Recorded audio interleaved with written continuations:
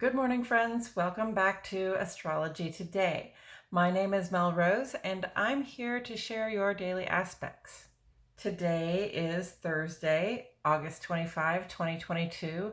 The sun is in Virgo, our outer life focus, where we work, socialize, and get involved in the civic life, has turned to practical matters. We have work to complete, problems to solve. We want to have our ducks in a row, so to speak, in time before the colder months hit.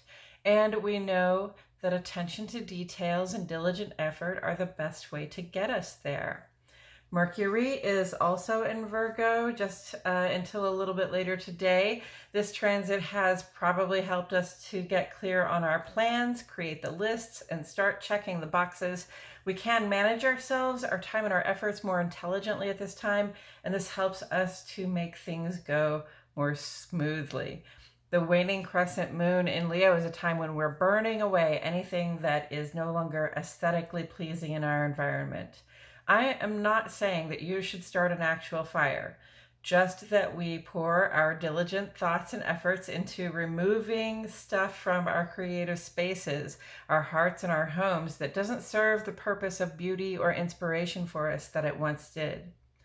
Mutable earth and fixed fire. This is the alchemy of astrology. We get to imagine how we would blend fire with earth, symbolic for blending passion and initiative with labor that improves our material well-being.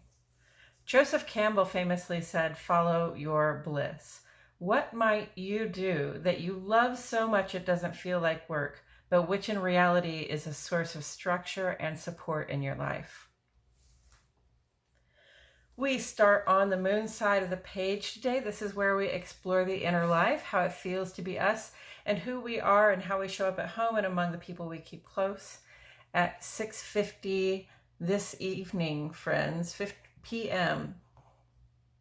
Central Standard Time, Moon goes conjunct to Venus, Taurus, Cancer, and Libra vibes. The intensification of our feeling life with desire can have us feeling very loving and tender toward the ones we keep close. Then at 9:44, Moon goes square to Uranus, Cancer, and Aquarius. This can bring about some emotional highs and lows. I think we can be careful not to act on our first impulse at this time, especially if we don't know what the outcome will be for that action. And then at 1:55 the next morning, Friday morning, a void of course moon goes opposite to Saturn, Cancer, Capricorn, and Aquarius vibes here. We may feel the weight of our home side responsibilities this time. Being that it's the middle of the night, worrying about the stuff that's waiting to get done is probably not very productive. Fortunately, we have a void of course period this time lasting 17 and a half hours. The moon will enter Virgo tomorrow evening after 7 o'clock. So we really have a whole day of opportunities here to connect with our own hearts and with spirit, to journal, to meditate, to engage in intuitive and creative practices that can help us calm the mind and focus the intent. There is one new thing happening on the sun side of the page today. This is where we explore our experience and self-expression out in the world in our work, social, and civic spaces. At 8:03 this evening, Mercury makes ingress to Libra and will be there through September 23rd. In the interest of making peace, we sometimes deny ourselves justice. Our minds are on our connections, and since we're giving consideration to more than just ourselves, it may be harder to make up our minds about something. Take the time you need, okay? We seek to strike a balance with our choices, and if we do so in haste, we may wind up getting the short end of the deal. In the ongoing column today, friends, first let's talk about the retrogrades. We currently have 6. They are the 5 outer planets plus Chiron, which is an asteroid or a small planet orbiting between Saturn and Uranus. In any case, these are all very much outer life themes we are dealing with. But with retrograde, we're looking at how we personally deal with them. Jupiter is expanding our hearts and minds for more experiences with education and travel. Saturn puts us to work reviewing how well we have attended to our commitments. While Uranus, where's Uranus? Here you are.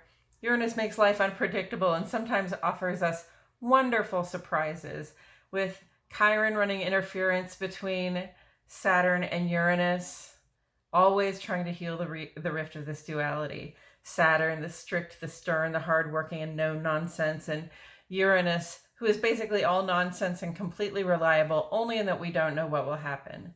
The foggy mists of Neptune and Pisces have cleared enough at this time to show us the difference between our fantasy and our reality. And having understood this distinction, Pluto is lending us the personal power and inner sight to step into our personal transformations with awareness and a clear sense of who we seek to become. Hopefully, we are becoming more and more like ourselves, like the original, beautiful, loving, kind, and generous people I think most of us strive to be. Venus is trine to Chiron through August 30. This is the rest of our month here. That's what that looks like to me.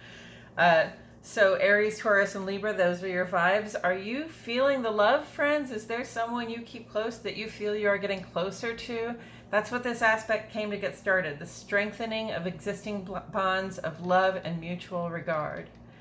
Mars is trine to Pluto here through August 28. And Mercury is trine to Pluto here through the 30th. Aries and Scorpio and Gemini and Virgo, when we are in transition, and a lot of us are in transition right now in one way or another, when we're in transition and hopefully we have some idea where we'd like to land when it's all said and done, we come to realize that we cannot simply wish and wait for the new life to overtake us. Reward requires effort, and our efforts, our thoughts, our ideas, our expertise, our deep inner knowing, and our clear, ambitious, bold sense of initiative, these are all working together now to help us consciously and actively initiate changes we know we can make to bring us closer to our ideal way of life. So whatever it is you know you need to quit doing, now is the time to act. Or if there's something you've been meaning to get started on, now is the time to act. Just remember that Mercury is opposite to Neptune down here through the 28th. Gemini, Virgo, and Pisces. Ask the questions, read the reviews, make sure you have all the data you need to make good choices at this time. Sun in Virgo does add some diligence here, so this should come more easily than it might at other times. Coming up this week on Friday, Venus goes square to Uranus, and this comes around to show us that our ideas about romance and intimacy are not necessarily shared by all the people around us. The Sun goes square to Mars, and this will spur us into action, hopefully, or also maybe leave us feeling frustrated. Hopefully, maybe it's frustration that spurs us into action. And then on Saturday, this powerful new moon in Virgo gives us an opportunity to think about how we embody our principles. And then on Sunday, Venus goes opposite to Saturn, and we may have cause to wonder whether the love we feel can be brought to mesh with the practical realities of our lives. Okay, that's it for today's astrology, friends. Thank you for tuning in. Please like my video, subscribe to the channel, click the notifications bell. I post here every day, and I wouldn't want you to miss a thing. For a longer, less formal version of this reading that includes further insight from Tarot, please check out my other channel, Astrology Today and Tarot with Mel Rose. The link is in the description. I appreciate you all so much for tuning in. My love and gratitude go out to each and every one of you, and I will see you all back here tomorrow for more Astrology Today.